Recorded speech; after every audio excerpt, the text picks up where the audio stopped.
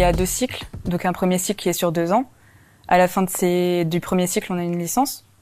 Et après, on a 2 autres années à la fin desquelles on doit faire un mémoire. Donc moi, je suis passée par STAPS. Donc c'est un concours sur la première année. Donc on a 4 matières à Amiens qui comptent pour le concours. Donc l'anatomie et la physiologie, ça compte pour 3/4 de la note. Et la sociologie et la psychologie comptent pour 1/4. Et donc on doit aussi participer aux autres cours pour pouvoir valider notre L1, parce que si on la valide pas, on peut pas se présenter au concours. Alors mon parcours est donc j'ai commencé par STAPS pour le concours kiné que j'ai loupé, et j'ai décidé ensuite d'aller tenter ma chance au concours de médecine, et donc le concours passait, ce que j'ai eu en 2 ans, et donc je suis donc en 2e année de kiné, j'ai validé l'année dernière. Alors la formation s'organise de 2 cycles. Le premier cycle, donc le cycle 1, qui est de la 2e à la 3e année de kinésithérapie sur 2 ans. À la suite de ça, nous permet de valider notre licence. Et on a notre cycle 2, qui est donc qui correspond à un Master 1 et un Master 2. Et à la suite de ça, on est diplômé de kinésithérapie. J'ai commencé par la PACES. J'ai fait 2 ans, donc j'ai redoublé mon année. Ça a été une année difficile. Enfin, 2 années difficiles du coup. Et ensuite, je suis arrivé en kiné, donc à l'école de kiné d'Amiens, où j'ai effectué mes 2 années complémentaires de licence. Puis j'ai eu ma licence, et là actuellement je suis en 3e année dans l'école de kiné et en première année de master ici à Amiens. Alors, du coup, la formation pour moi, elle a été un peu de façon atypique, puisque du coup, je suis issu d'une passerelle, c'est-à-dire que après avoir réalisé une licence en activité physique adaptée en STAPS, j'ai fait un concours, donc qui s'est organisé de la façon suivante, avec un dossier d'admission et un oral pour pouvoir accéder à l'école. Pour maximiser mes chances par ce concours-là, j'ai fait une double licence, donc un entraînement sportif, donc toujours en STAPS. Et du coup, il faut un classement, et après, du coup, il reste plusieurs places. Il reste entre 2 et 3 places en passerelle pour justement intégrer l'école. Une fois qu'on a intégré l'école, on est dans le premier cycle. Donc on intègre directement en 2e année, donc de kinésithérapie en licence. Il y aura ensuite la 3e année, qui nous permettra d'intégrer, d'obtenir un diplôme en sciences pour la santé. Et ensuite, on intègre le 2e cycle. Donc le 2e cycle, c'est le master. Donc on va avoir la possibilité de réaliser le master 1, et ensuite en option le master 2, donc le master IRHPM, donc ingénierie de la rééducation, du handicap et de la performance motrice. Donc on a beaucoup de pratiques, donc on a du massage, de la mobilisation passive. On a également donc plusieurs UE. En UE4, on a de la physiologie articulaire, de l'anatomie. On a aussi des matières sur le système cardiovasculaire et le système respiratoire, et également des matières sur l'évaluation du patient et le bilan. Lors de notre cursus, nous avons beaucoup de pratiques et de théories. Nous avons de l'anglais.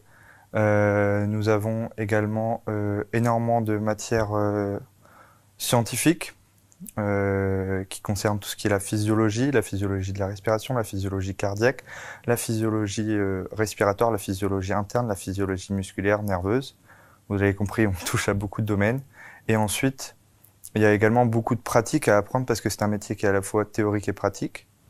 Donc, on apprend aussi des massages, des pratiques spécifiques à la kinésithérapie, comme la méthode PNF ou autrement appelée KABAT. Également, on a, après la physiologie, en 2e cycle, on a beaucoup plus de matières sur comment rééduquer un patient. Alors les principales matières en kiné, c'est essentiellement l'anatomie, la physiologie, donc tout ce qui concerne la description du fonctionnement du corps humain. Et ça va être surtout en kiné les pratiques, donc c'est-à-dire comment faire bouger une articulation, comment réaliser un mouvement sur les jambes, sur les bras, etc. Donc ce que j'apprécie dans la formation, c'est la proximité entre les personnes. On est une promo de 50 personnes, donc ça permet de connaître plus ou moins tout le monde. Il y a une entraide entre les différentes promotions, ce qui permet de se familiariser plus facilement avec l'école et l'intégration qui peut être parfois difficile selon les promotions. Et les professeurs sont aussi très proches de nous, on peut avoir accès à eux facilement, à toute heure, par leur boîte mail et par leur bureau, ce qui n'est pas le cas de toutes les formations. Ce que j'apprécie dans la formation, c'est qu'on est peu dans la formation, donc en fait c'est assez familial.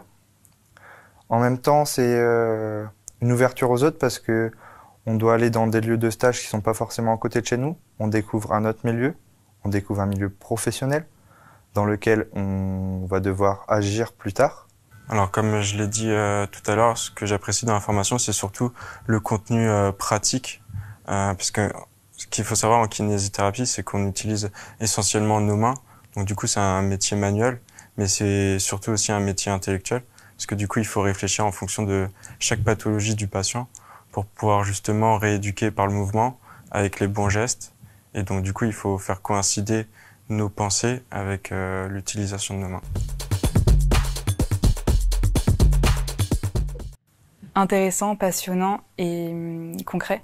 La formation est, en 3 mots, professionnalisant, concret et sympathique. C'est une formation passionnante par ses contenus théoriques et pratiques, enrichissante et surtout professionnalisante. Il faut s'investir dès le début et je pense qu'il faut aussi être très intéressé et passionné et avoir un objectif concret. Pour les études de kinésithérapie, il faut être motivé, il faut aussi beaucoup travailler, on ne va pas se le cacher, et il faut aussi être persévérant dans son travail et toujours vouloir en apprendre plus. Du courage, du travail et de la détermination. Il faut venir en aide aux autres, vouloir être utile et savoir se réapproprier les connaissances qu'on a acquises pour les adapter au cas qu'on aura. Et en fait, c'est un métier où on est proche du patient. C'est ça qui m'a beaucoup plu, c'est qu'on est proche de lui et que donc du coup on peut l'accompagner au plus proche dans son rétablissement à ce qu'on pourrait appeler la norme. Avoir un bon relationnel avec les patients, parce que ce qui est important, c'est l'écoute.